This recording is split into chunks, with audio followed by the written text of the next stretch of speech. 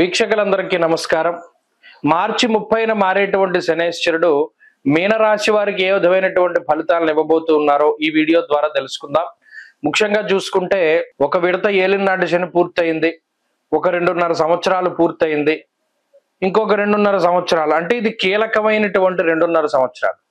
శనేశ్వరుడు జన్మరాశిలో సంచారం చేస్తూ అందున సువర్ణమూర్తిగా, అంటే మంచైనా చెడైనా 100% ఆయన ఫలితాన్ని ఇస్తారు. మరి అంత వ్యతిరేకమైనటువంటి స్థాయిలో జన్మరాశిలో శనేశ్వరుడు సంచరించబోతూ ఉన్నటువంటి కాలం ఈ కాలం.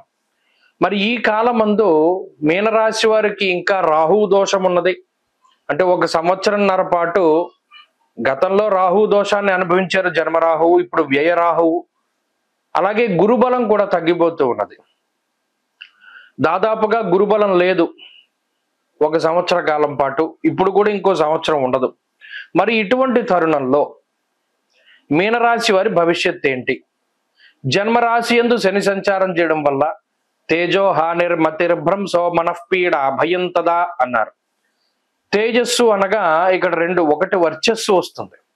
మీరు గమనించండి, జన్మరాశి యందు శని సంచారం చేసేటప్పుడు కాంతివంతమైనటువంటి శరీరం, ఆ రంగు, ఆ వర్చస్సు తగ్గిపోతూ ఉంటుంది. నల్ల మచ్చలు రావడం, బ్లాక్ స్పాట్స్ అంటారు, డార్క్ సర్కిల్స్ అంటారు, లేదా పాదాలు పగిలిపోతూ ఉంటాయి.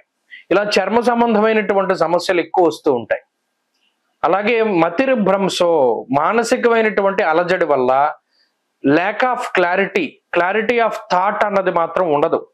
స్పష్టమైనటువంటి ఆలోచనలు ఉండవు, వేవరింగ్ మనస్తత్వం అనేటువంటిది ఎక్కువగా ఉంటుంది. అది ఒకటి. మనఃపీడ భయంతద, ఏదో ఒక మానసిక భయం, ఒకటి సమస్య వెళ్ళింది అనుకుంటే ఇంకొక సమస్య, ఇలా మానసికమైనటువంటి భయాన్ని ఇస్తారు. ప్రధానంగా గుర్తుపెట్టుకోవాల్సింది, జన్మరాశిలో శని సంచారం జరుగుతూ ఉన్నప్పుడు వ్యసనాల బారిన పడకుండా ఉండాలి. వ్యసనం జన్మగే శనవు అన్నారు. శనేశ్వరుడు వ్యసనాల బారిన పడేలా చేస్తారు. జోదము, స్పెక్యులేషను, బెట్టింగు, ఇటువంటి వాటిలో ఆయన తీసుకువెళుతూ ఉంటారు. అలాగే మద్యము లేకపోతే ధూమపానము, ఇటువంటి వాటిలోకి ఆయన తీసుకెళ్తూ ఉంటారు. ఇలా అనేక రకాలైనటువంటి వ్యసనాల జోలికి పోయేలా చేస్తూ ఉంటారు. జన్మశని సంచారం జరుగుతూ ఉన్నప్పుడు మీనరాశి వారు మీ పిల్లలైతే ఒక కంట కనబడుతూ ఉండాలి. చదువుకుంటూ ఉన్నా లేకపోతే ఉద్యోగం చేస్తూ ఉన్నా మీ పిల్లల పట్ల మీరు జాగ్రత్తగా ఉండాలి. అంటే తల్లిదండ్రులు, ప్రత్యేకించి ఎవరి యొక్క సంతానం అయితే మీనరాశిలో ఉన్నారో వారి యొక్క ప్రవర్తన పట్ల తల్లిదండ్రులు ఎప్పటికప్పుడు జాగ్రత్త పడుతూ ఉండాలి. అసలు వాళ్ళ మీద ఒక దృష్టి ఉండాలి. కాబట్టి ఇది ప్రధానంగా తల్లిదండ్రులు తీసుకోవాల్సినటువంటి, వారికి చెప్పదగినటువంటి సూచన. అలాగే ఏకాగ్రత ఉండదు ఈ మీనరాశి వాళ్ళకి, చదువులోను వాటిలోనూ ఆటంకాలు ఎక్కువగా ఉంటాయి. చెప్పుకుంటూ పోతే మరి ఇది వ్యతిరేకతే. ఈ 7.5 సంవత్సరాల శనేశ్వరుడి యొక్క ఏలినాటి శనిలో జన్మశని అనేటువంటిది చాలా కీలకం. ఇందులోనే చాలా సమస్యలు వస్తాయి.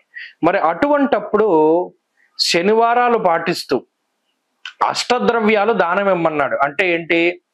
నల్ల నువ్వులు, నీలం రంగు గాని నల్ల రంగు గాని వస్త్రము, శంఖం పువ్వులు నీలం రంగువి, 1 కేజీ ఉప్పు, నువ్వుల నూనె, గొడుగు, నల్లటి హల్వా, నల్ల ద్రాక్ష, ఇటువంటి 8 ద్రవ్యాలను దానం చేయమన్నారు.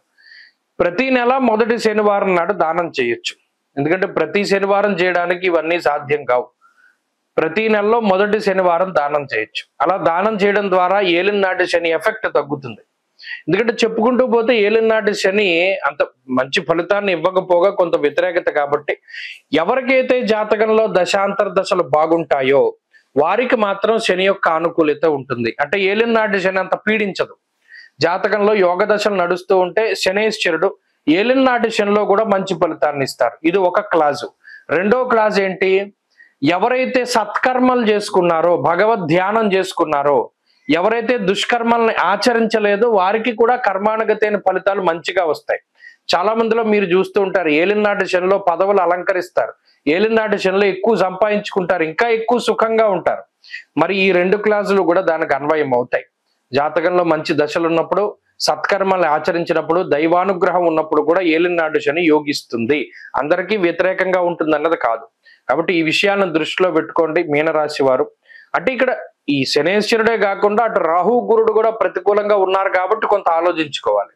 కాబట్టి ఈ విషయాలను దృష్టిలో పెట్టుకొని శనివారం నియమాలు ఆచరిస్తూ ఉంటే ఏలినాటి శని కూడా యోగించడానికి అవకాశం ఉంటుంది. స్వస్తి.